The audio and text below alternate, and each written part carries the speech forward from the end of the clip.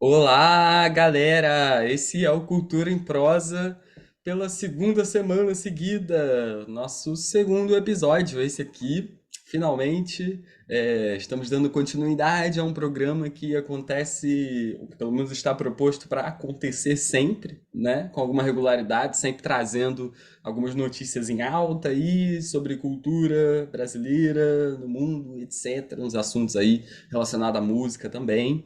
E eu sou o Marlon Cardoso, artista, historiador, produtor cultural carioca, e estou aqui com o meu parceiro aqui de apresentação, Pepa Rosa Costa. Dá o seu alô pra galera, amigo.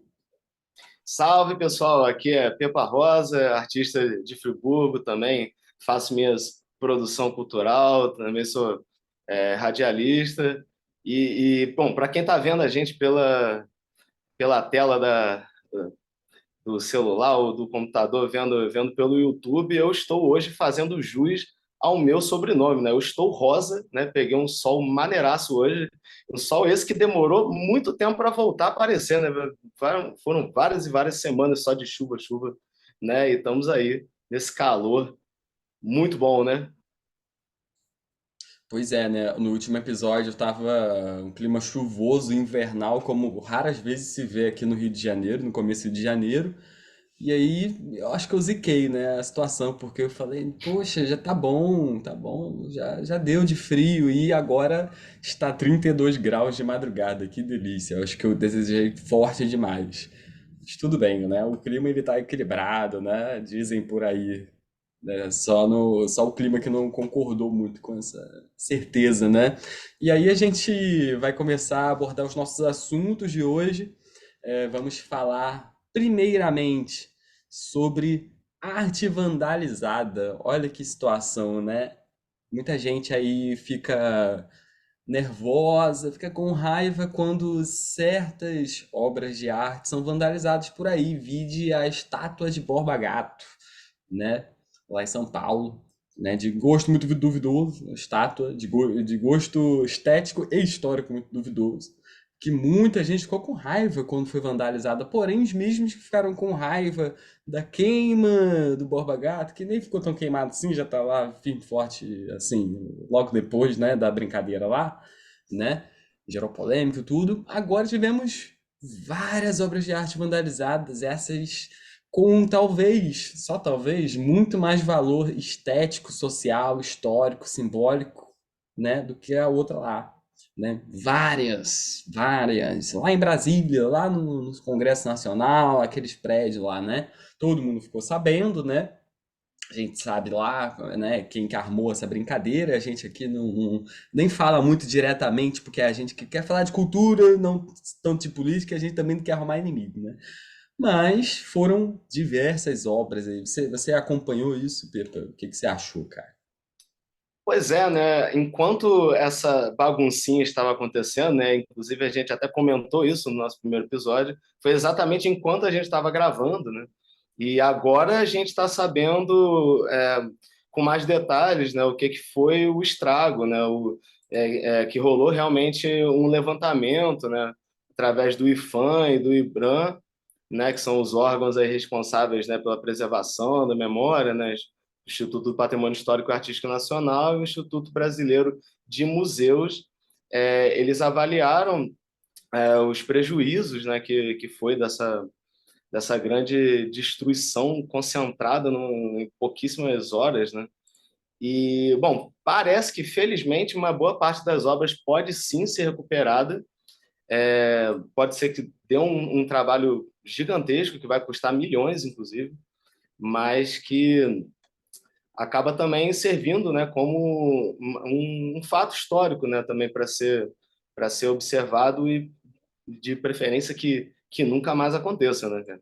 Porque, poxa, obras importantíssimas como aquele quadro do de Cavalcante, que ele não nomeava essas obras, né, mas ele era conhecido como As Mulatas ou Mulheres na Varanda, tomou 7 facadas, né? O valor era de 8 milhões desse quadro, de um dos artistas mais importantes do Brasil, né? Temos outras obras como O Flautista, de Bruno Jorge, uma escultura de bronze que foi totalmente destruída em vários pedaços. O tal do relógio do Balthazar Martinot, né, um relógio de pêndulo do século XVII, que foi um presente da corte francesa, né, e que esse é completamente irrecuperável, né? Então, esses aí são só alguns dos principais exemplos, né, dessa grande loucura que aconteceu. E é engraçado porque a gente pensando de vários ângulos, né, cara, é uma coisa. Não tem como algo ser mais desnecessário do que isso, né? Assim, em qualquer ângulo possível, seja quem for que faça. Primeiro porque se alguém está querendo, sei lá, resultados aí sociais, efeitos práticos aí, políticos, ou seja o que for, eu acho que obras de arte serem vandalizadas não assumem um efeito, né, político, assim, na minha opinião. Inclusive porque muitas das pessoas que vandalizaram as obras estavam todas vestidas de bandeiras do Brasil e obras representando a bandeira do Brasil foram danificadas. Então é uma coisa assim que é o desnecessário ao quadrado, ao cubo, é muitas vezes necessário. E aí você pensando em outra perspectiva, tem a perspectiva do valor social, simbólico, né, também dessas obras, né? Não é financeiro em si. Obras únicas que não tem como ser replicadas da mesma forma, ou pela mesma pessoa, de artistas que já morreram, obras antigas de como o relógio, né? De 200 anos atrás, mais de 200 anos atrás, né? Dado para o Dom João VI, né?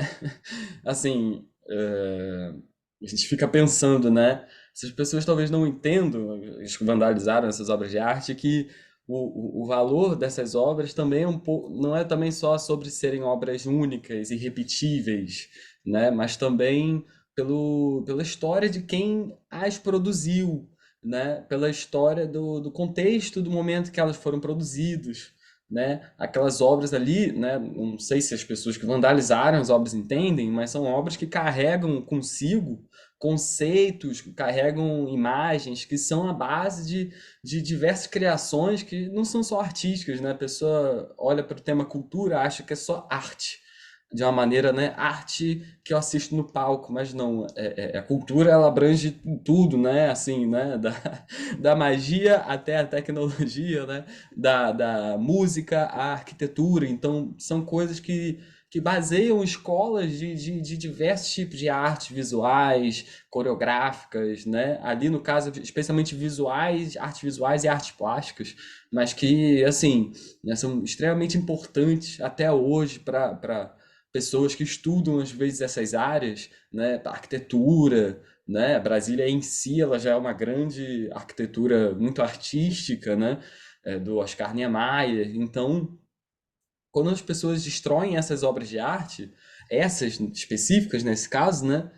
Elas também estão. O outro tiro no pé que se dá é de que você tá. Nesse caso, dessa coleção, uma coleção ali resguardada ali pelo governo federal, ali no centro simbólico do país, né? São obras que, assim, né? Elas carregam a alma do país, digamos assim, de uma maneira bem concreta, como eu expliquei, né? Do valor delas, né? Como referência, e referência é reverência, referência se reverencia, porque, né?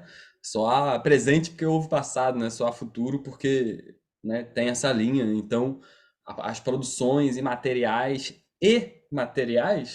são completamente importantes para o nosso povo. Então, alguém que quer um efeito prático positivo nunca vai conseguir fazendo esse tipo de coisa. E na história da humanidade, né, inclusive na história recente, a gente sabe quem que, né, gosta muito de usar como método a destruição de obras de arte, dentre outras coisas e pessoas, né, para seus fins, né? E aí eu não preciso nem dizer, né, muito assim, né? Até porque a gente quer se respaldar de tocar em temas muito delicados, mas isso tem que ser falado quando a gente fala sobre cultura. A gente não está aqui fazendo uma bandeira partidária política. Isso aqui é um básico, né? Ultimamente o Brasil nos obriga muito a falar do básico, né? Concordo bastante, amigo. Inclusive, eu acrescento que essa situação toda não é só um desrespeito à arte, à história, à cultura brasileira, mas até de outros países, né? Você vê que até presentes que o Brasil recebeu de outros países também foram ou destruídos, como um vaso chinês que não tem autoria é, especificada, ou também foram subtraídos, né? Roubados, né? Como uma peça que veio de presente da Assembleia Nacional do Sudão, né, que era uma pérola, uma ostra com uma pérola dentro, uma ostra feita aparentemente de ouro. Né? Então também tem isso, né? Ainda junto com isso vem um oportunismo de um roubo de mercado de arte, coisas realmente surreais, né? Aquela escultura da bailarina também dos anos 20, que é do escultor italiano, Vitor Breccia, foi roubado também. Né? Então, junto com isso, né, ainda tem quem tenta lucrar em cima da destruição. Né? Realmente muito triste. E, felizmente, o Instituto do Patrimônio Artístico aí nacional e Ministério da Cultura, essa galera aí, vai restaurar o que for possível ser restaurado, mas a restauração em si é quando quebra alguma coisa importante sua e você restaura, ela já não tem a mesma qualidade que antes, né? E algumas coisas não tem como ser restauradas, né? Se não for 100%, algumas nem o básico podem ser restauradas, né? E torcemos aí para que elas o sejam minimamente, né? Acho que podem, né? Que sejam restauradas, porque é como eu falei, né? Esse valor que elas têm social, histórico, etc., é uma coisa que é insubstituível, né? E agora a gente vai para outro assunto que é a passagem, infelizmente, do Jeff Beck, que é um músico que eu conheci pouco. É, eu sempre ouvi falar, é um nome que paira no inconsciente coletivo, né, brasileiro, nacional, das últimas décadas aí, do rock, né, e tal. E eu fico até um pouco envergonhado porque eu não conheço quase nada. Provavelmente na minha cabeça tem alguma música dele que eu não conheço. Então o Pepa, que é o cara que conhece mais, que pode falar um pouco mais pra gente aí sobre esse assunto. Como é que você sentiu aí essa passagem aí desse ídolo mundial? Pois é, Jeff Beck foi uma grande perda, né? Ele morreu de uma doença que foi contraída de forma repentina, que foi uma meningite bacteriana, né? Então ele poderia ter vivido mais, né? Se foi com 78 anos, no último dia 10 de janeiro, e é uma das maiores lendas do instrumento da guitarra. Ele é um cara que transborda os rótulos, né? Tá muito além do rock, né? Que às vezes rola esse senso comum de a gente pensar em guitarra e já associar automaticamente com o rock, né? Mas o Jeff Beck foi um dos grandes inventores de toda uma nova forma de tocar guitarra a partir dos anos 60, né?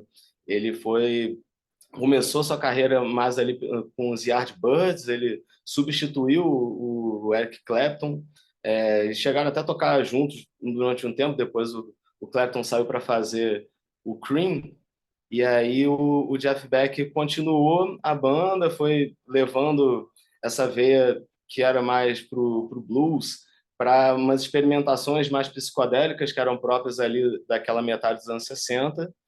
É, e em algum momento ele acabou saindo e depois entrou o Jimmy Page, que depois veio a transformar os Yardbirds no que veio a ser o Led Zeppelin. E o Jeff Beck, quando ele monta o Jeff Beck Group, ele começa a lançar uma série de discos que foram muito influentes, foram muito importantes, como o Truth, de 68, que é um disco que, inclusive, tem participação de diversos outros grandes nomes do rock da época, como o próprio Jimmy Page, mas também teve músicos do The Who envolvidos outros agora que eu não me lembro, mas é um disco que foi considerado às vezes como um dos primeiros a começar a ter é, a sementinha do heavy metal, por causa das experimentações com feedback de guitarra, com os efeitos de uso de alavanca e tudo mais, que ficou muito marcado para a época, quase como se ele fosse uma espécie, eu entendo pelo menos, né, de sucessor do Jimi Hendrix, né, que veio a falecer 2 anos depois. e que eu considero o guitarrista mais importante de todos os tempos, mas o Jeff Beck ele quase que continuou esse legado de certa forma, né? Inclusive porque assim como o Hendrix ele dialogava muito com a linguagem do funk, né, da soul music. Então ele começou a incorporar uma coisa mais swingada, mais dançante nesses discos, e eu recomendo todos que são dessa época. Tem o Becchiola de 69, tem o Rough and Ready de 71, que é ainda mais groovado, mais dançante. Tem esses primeiros são mais instrumentais, eles têm mais vocais e tudo. E ele também tinha um diálogo direto com o Stevie Wonder, né? Eles eram amigos. Então, o Stevie Wonder parece que ele escreveu a música Superstition para o Jeff Beck lançar, só que o Stevie lançou antes e se tornou um dos maiores hits da carreira dele e um dos maiores hits da história da música mundial, né? Superstition é um clássico absoluto. Aí o Jeff Beck lançou a versão dele mais roqueira, digamos assim, né, com a guitarra bem proeminente, no disco de 73, que vai fazer 50 anos agora, que é sensacional, que é o Beck, Borget and Apse, que é um super grupozinho que ele acabou montando com músicos que eram das bandas Vanilla Fudge, depois foram da banda Cactus, que são ótimas bandas também, recomendo bastante. E esse é um disco bem bacana. E aí depois ele foi fazer uma carreira solo, e dos discos da carreira solo eu destaco bastante o Blow by Blow, de 75, que já tem uma linguagem bem próxima do jazz fusion, né, com muito essa linguagem ainda do funk, que ele manteve por muito tempo. E tem até orquestrações do George Martin, né, o famoso Quinto Beatle. É um disco lindíssimo, um dos mais bonitos da carreira dele. E logo depois ele faz o Wired, eu não sei nem como é que pronuncia exatamente, né? Wired, que é uma continuação dessa musicalidade mais pro funk jazz, umas coisas meio progressivas por causa de uns ritmos meio quebrados e tal, que é sensacional, assim. Então eu recomendo muito esse período da carreira dele, de 65 até 76, que é o que eu conheço mais. Eu sei que ele fez muito mais coisa depois, mas aí eu já não conheço tanto. E eu sei que ele fez muita coisa com música eletrônica, por exemplo, que é uma coisa que também não é muito lembrada. Mas essa fase dele, clássica, esse período, é, é assim, sem erros. Pode ouvir todos os discos, que todos eles são muito bons. Inclusive, tem uma curiosidade: tem uma música do Becchiola que eu citei, que é Rice Pudding, que tem um riff que o Lenny Gordin, nosso Lenny Gordin, ele pegou emprestado esse riff para fazer a versão de Mal Secreto do Jazz Macalé para aquele show da Gal, Fatal, Gal a todo vapor.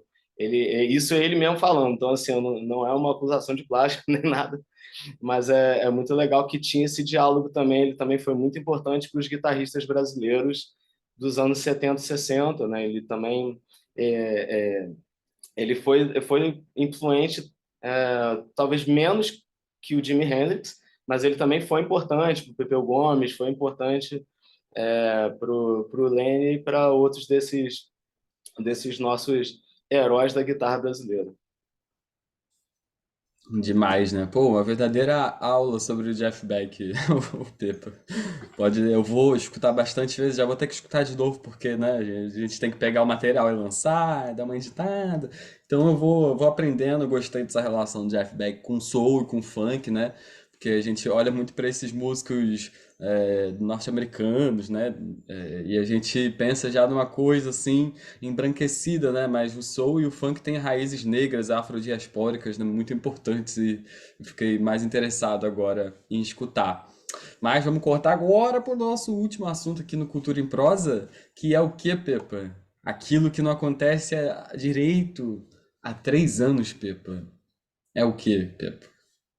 Pois é, né, gente? Há quantos anos não existe um carnaval nesse país, né? O país do carnaval, né?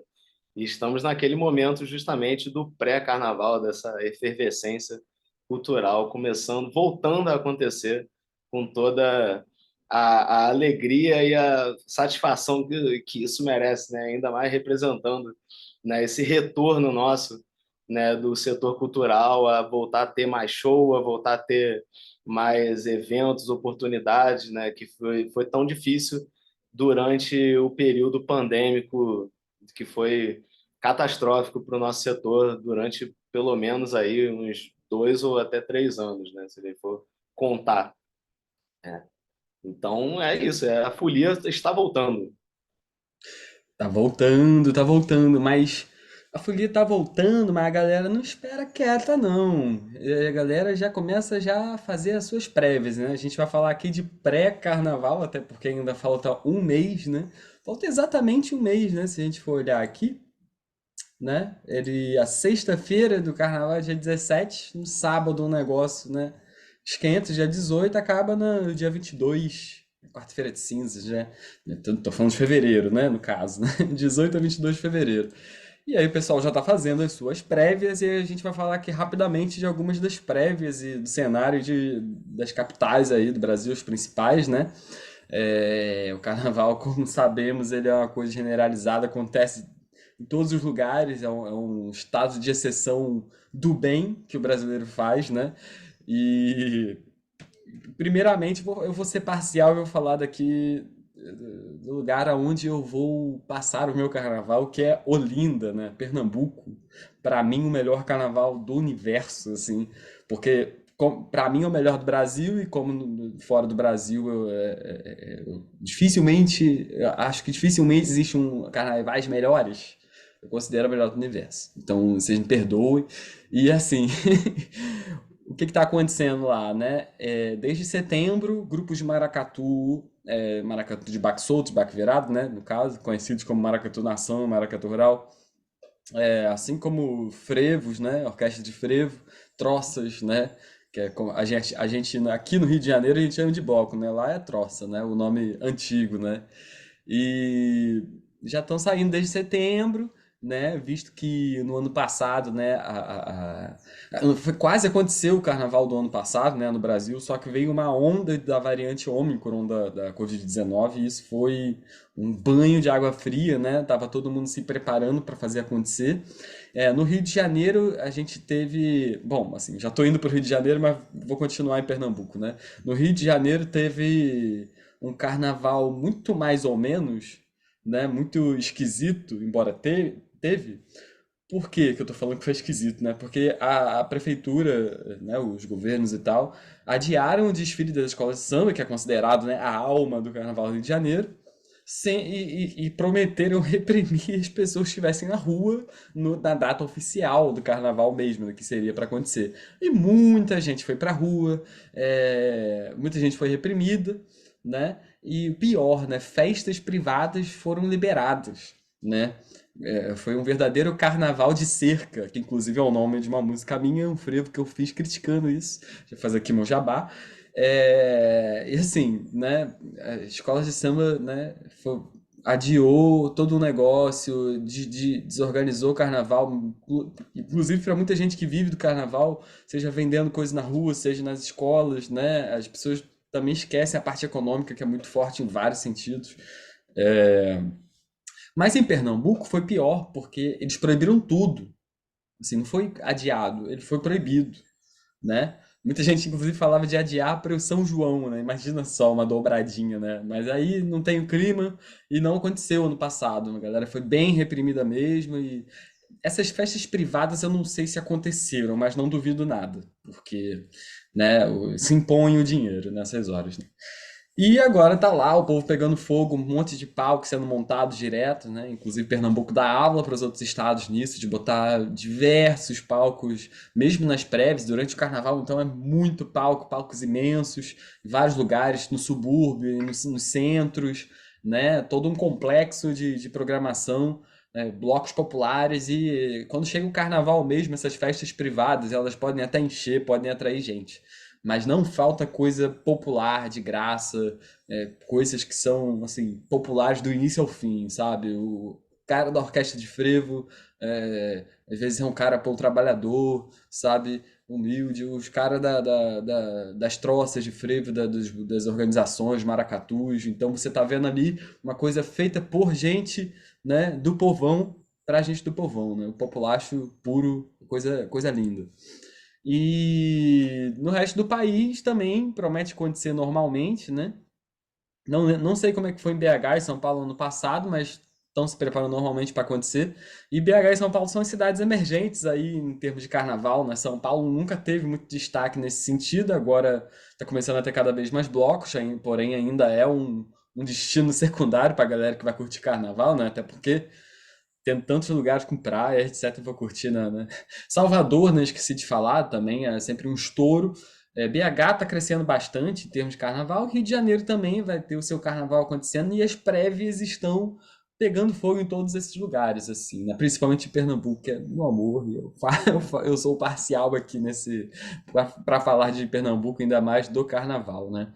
E assim fechamos nosso Cultura em Prosa de hoje. Vamos dar agora uma indicação aí para vocês, um disquinho, alguma coisinha assim. O que que você tem para indicar para a galera hoje, Pepa? Bom, hoje eu queria indicar um disco também maravilhoso, né? Continuando nos melhores discos de 2022, que é o Oriki, da Yara Renó, que é uma das grandes expoentes do que podemos chamar da segunda geração da vanguarda paulista, né? Ela que é filha do saudoso Carlos Renó, que foi o músico da banda do Itamar Assunção, e a Alzira Espíndola, que também é daquela mesma cena musical, né?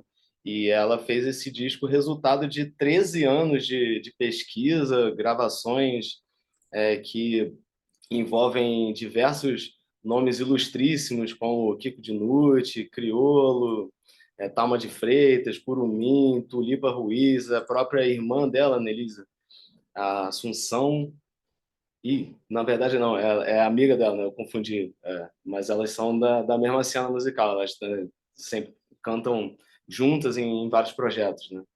E esse disco está fantástico. Ele vai ter, inclusive, uma continuação esse ano, que em 2023 vai ter o.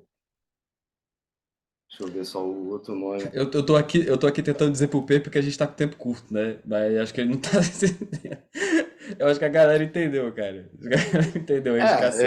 A gente com certeza depois vai voltar nessa indicação quando o disco for lançado. Esse episódio ele já tá ficando maior do que o primeiro, né? Desculpa, galera. É porque a gente é para ficar pequeno pra vocês escutarem tudo, porque vocês são brabo. Vocês quando já fica grandinho, vocês já não querem escutar tudo. Tô ligado em vocês.